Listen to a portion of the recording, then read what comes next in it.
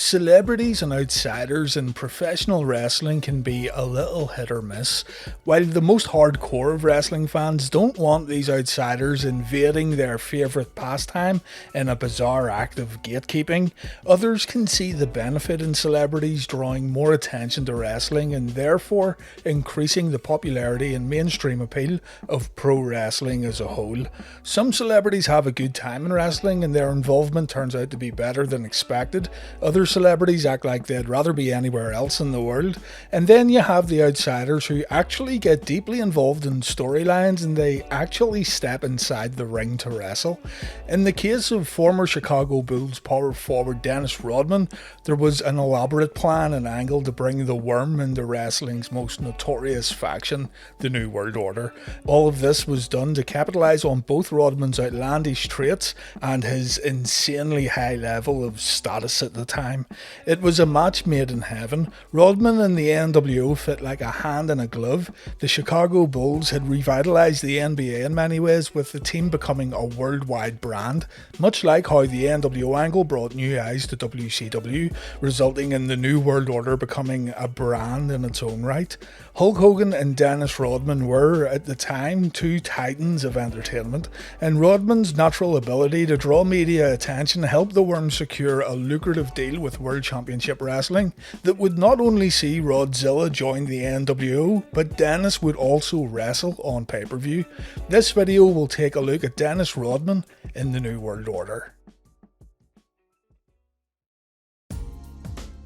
Dennis Rodman started his NBA career with the Detroit Pistons, moving over to the Spurs in 1993 before getting traded to the Chicago Bulls prior to the 95-96 season. Dennis was 34 years old when he joined the Bulls, and even though Dennis was considered as quite a volatile player who would struggle inside a well-disciplined Chicago team, he ended up adapting quite well to his new environment. By 1997, Rodman was a three-time NBA champion with the Pistons and the Bulls. He had garnered a reputation as one of the best rebounders in the game, and he had also gained a reputation for his partying and seemingly eccentric lifestyle. Dennis Rodman became one of those celebrities that people couldn't figure out, resulting in Rodman becoming an object of public interest. Rodman's WCW journey doesn't start in 1997 though, and it doesn't start with the nWo. Dennis Rodman brought Hulk Hogan to the ring at the 1995 Bash at the Beach show where the Hulkster squared off with Vader in the main event. Rodman had just completed his second season with the San Antonio Spurs at the time, and while Dennis had already earned the bad boy of basketball moniker, Hulk Hogan was still wearing the yellow and red, portraying the American hero as fan interest in Hogan was beginning to decline. Anyway, Dennis joined Hogan for a pre-match promo before the main event, and really, Rodman didn't look out of place at all here. During the Hulkster's cage match with Big Van Vader, Dennis made sure the Dungeon of Doom couldn't interfere, and Rodman celebrated with Hogan after Hulk climbed out of the cage. All in all, Rodman's involvement was kept quite minimal here, and as already stated, he didn't look out of his element, he played up to the cameras, and he done a good job. By the time spring of 1997 had arrived, Hulk Hogan had switched over to the dark side. The Hulkster was now a bad boy in wrestling, and so his overall image matched that of the bad boy of the NBA. Hulk Hogan and the nWo had become the hottest thing in professional wrestling. WCW had become the #1 wrestling show in the United States, and much of the company's success can be attributed to the rise of the New World Order. WCW executive producer Eric Bischoff understood the value in external media attention, getting more eyeballs on your product and converting brand new viewers into wrestling fans instead of converting existing WWF supporters to WCW diehards was seen as a viable and easier method of growing the company. The Chicago Bulls' popularity was at an all-time high. Dennis Rodman was still an intriguing and controversial personality, so bringing Dennis back to WCW to align himself with the anti-establishment nWo faction made an incredible incredible amount of sense. Of course, Dennis would also get paid extremely well. After Rodman wrestled his last WCW match in 1999, the Worm got paid around $1.6 million for his efforts. To put that into perspective, a guy like Rey Mysterio, who worked consistently for WCW, including non-televised events, was paid around $750,000 during the same time frame. Dennis only worked 4 matches, but anyway, Dennis got paid a ton of money from Turner Broadcasting for his appearances, and to be fair, Dennis was also a fan of professional wrestling. If Turner and WCW were happy enough to open up the checkbooks and pay silly money, then you can't really fault Dennis Rodman. Also, Dennis Rodman was a pay-per-view draw, as proven by the record numbers set at the 1998 Bash at the Beach. But we're getting ahead of ourselves a little. Hulk Hogan announced that Dennis Rodman would be joining the nWo during the run-up to Uncensored 1997, a pay-per-view that would air on Sunday, March 6th. The show was just one day after the Bulls defeated the Atlanta Hawks at the United Center, so Rodman would hop on a plane and travel to Charleston, South Carolina to escort Hulk Hogan to the ring. Team nWo were facing Team WCW and Team Piper in a 3-way elimination match. I'm not going to go over the rules of the match here because it was a bit of a mess, but all you need to know is that eliminations occurred via pinfall, submission, or being thrown over the top rope. Dennis Rodman comes to the ring alongside Hulk Hogan, and Rodzilla actually got involved in the match, causing Roddy Piper to get eliminated when Dennis held down the top rope. And so Dennis was living up to his Hulk Hogan bestowed moniker, the real Hot Rod. After the nWo won the match, Dennis spray painted nWo on Lex Luger's back, but the festivities ended when Sting made an appearance. 2 days later, Rodman was back on the basketball court playing a game against the Seattle Supersonics. Rodman was still mentioned every now and then on WCW programming, and it definitely looked like the company was going to use Dennis again in the future.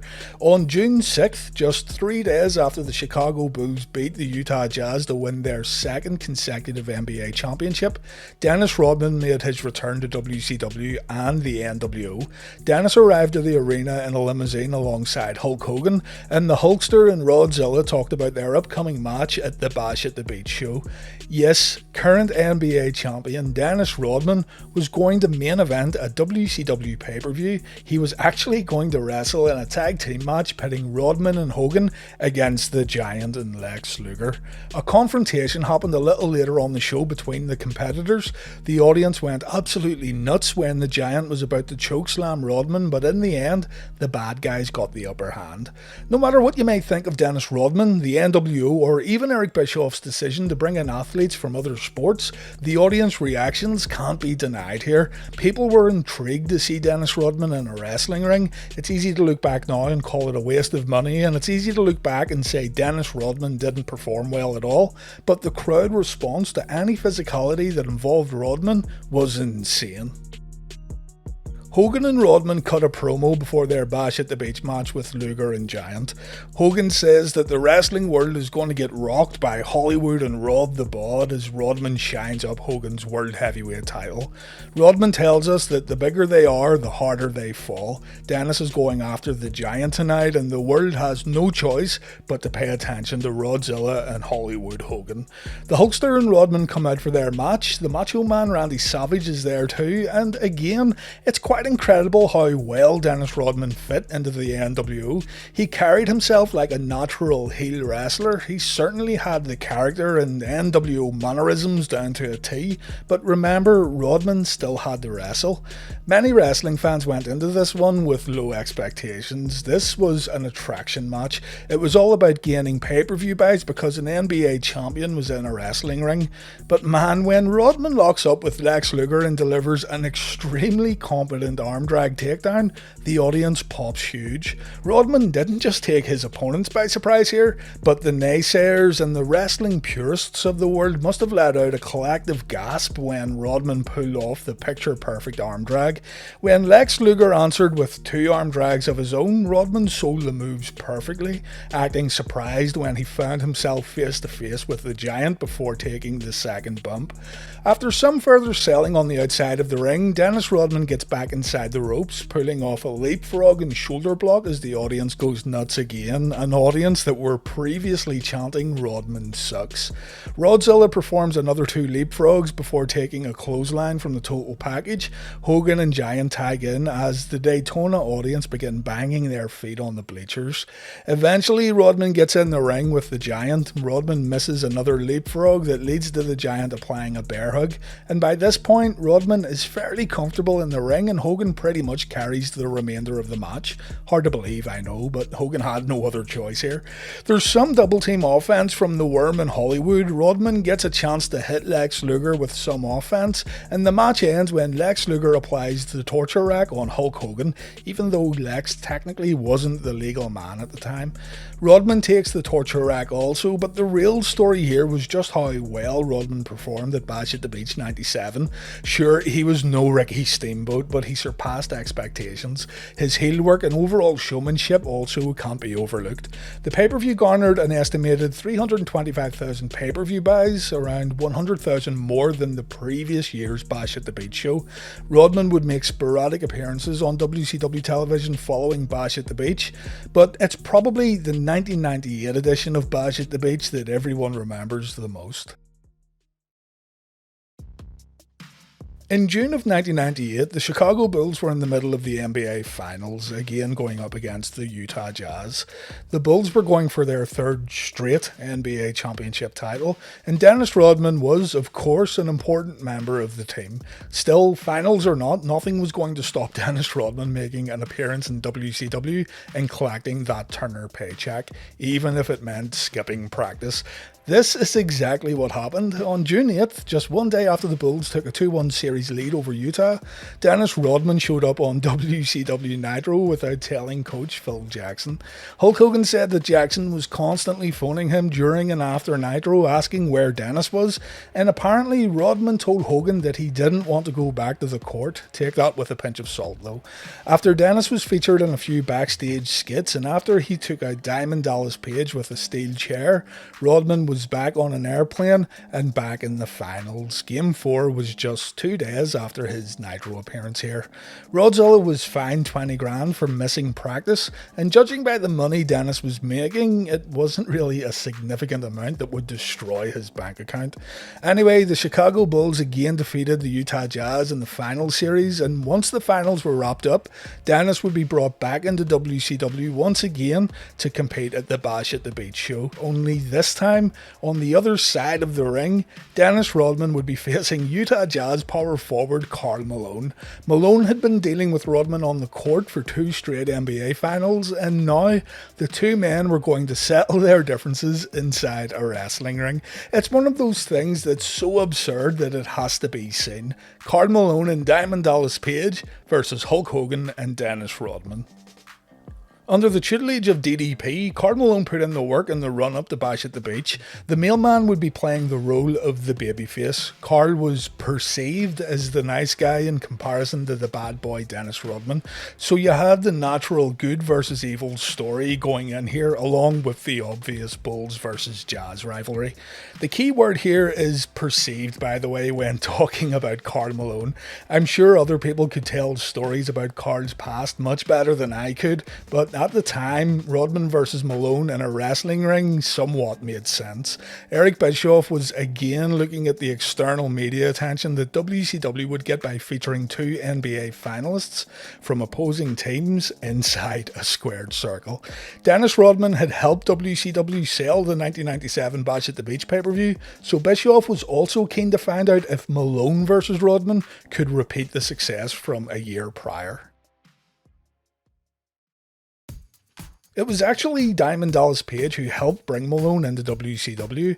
Malone was also a fan of professional wrestling, and Karl had befriended Page while DDP was working in WCW.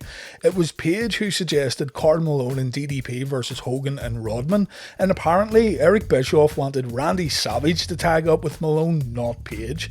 DDP would not let that happen, stating that Karl Malone was his connection, and if the match is going to happen, it's going to be Page and Malone, nobody else. else.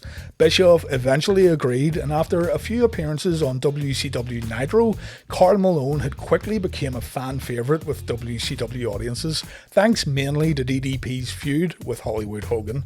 Just like Rodman a year prior, Malone did work on some wrestling moves and things like that, but Dennis Rodman, on the other hand, well, Dennis Rodman was a different story altogether at the 1998 Bash at the Beach. So as the story goes, Dennis was out having a good time the night before Bash at the Beach. Dennis said, "We decided to go to this bar. We go to this bar somewhere on the beach and we stay up drinking all night, and I mean all night. I remember the next day I had to really dig deep to get the match done. For the first 15 minutes of that match, I felt like hell." Dennis was clearly not in any shape to main event a wrestling pay-per-view on the 12th of July 1998. Between falling asleep on the outside and sloppily fumbling through some horrible offense, Dennis Rodman completely tarnished the hard work he put in the year before as the match painfully went on.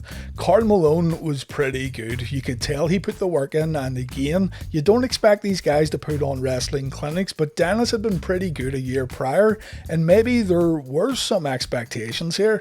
Malone was decent, but Rodman dragged the match down. Add a 1998 Hulk Hogan to the mix and a ton of stalling during the match, then you really only have DDP kind of holding it all together.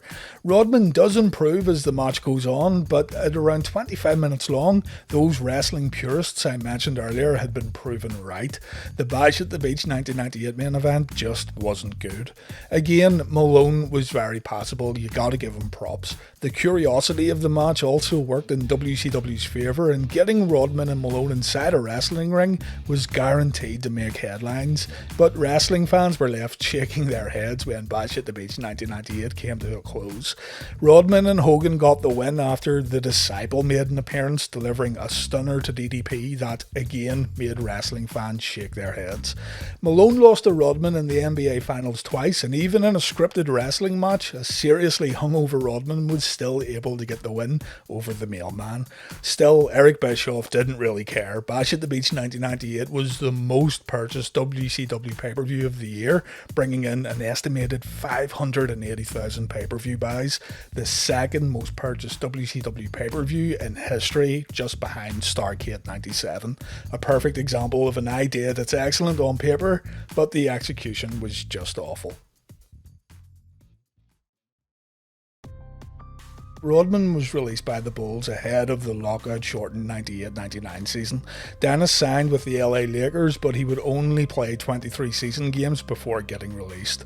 Still, this didn't stop Rodman from making more appearances in WCW. Rodman would return to the squared circle, and for one last time, Rodman would return to WCW Pay Per View. Rodman, as a celebrity, had, what's the best way to put this? Rodman had evolved during this period of his life. His fashion sense and mannerisms were way more outlandish. He was more comfortable in looking and acting different than others, and even though the glory days of the Bulls and indeed Dennis Rodman were maybe a thing of the past, Dennis didn't really seem to care, as the novelty had indeed worn off at this point. The Macho Man Randy Savage would be the target of Rodzilla. The original nWo concept in WCW was not a thing of the past at this point, and Hulk Hogan was back wearing the yellow and red gear. Rodman was such a natural heel that it made little sense to pair him up with the Hulkster again. Anyway, the storyline here was that Rodman was eyeing up Randy's girlfriend, Gorgeous George, and the Macho Man didn't take too kindly to it. WCW done all they could to promote the match, even sending Rodman and Savage to The Tonight Show with Jay Leno to kickstart the match promotion, but WCW in itself was slowly sinking during this time period.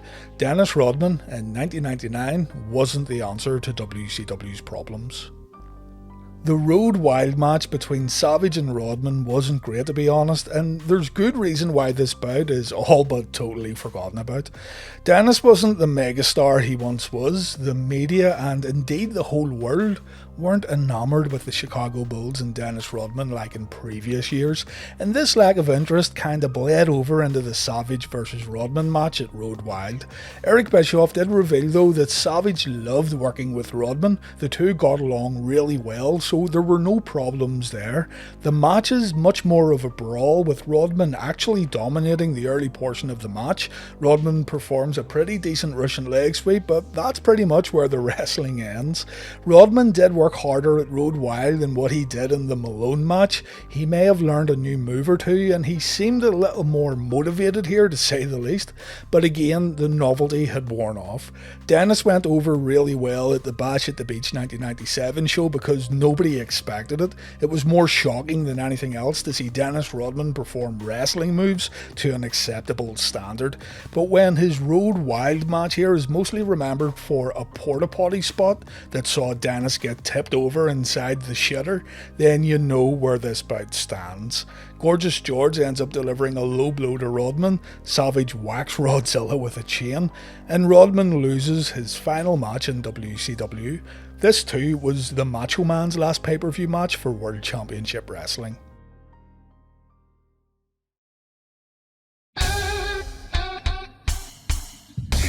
With finances and spending becoming an issue and the returns being a bit of a joke, WCW decided that they would end their partnership with Dennis Rodman.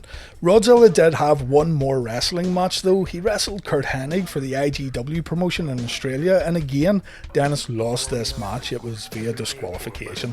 The full match is available on YouTube for those who are curious. It's probably a match that wrestling fans didn't even know Curt Hennig took part in.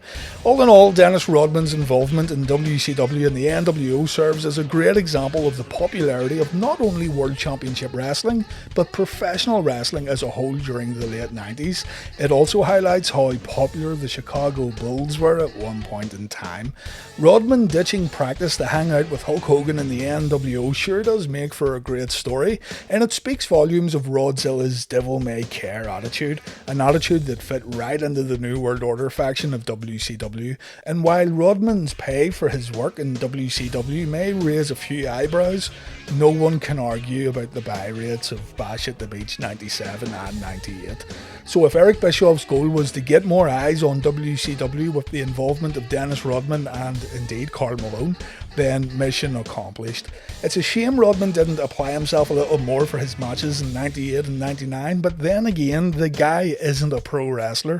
WCW must have knew what they were getting themselves into with bringing Rodman into the company, and it's just a bonus that he performed as well as he did at the Bash at the Beach 97.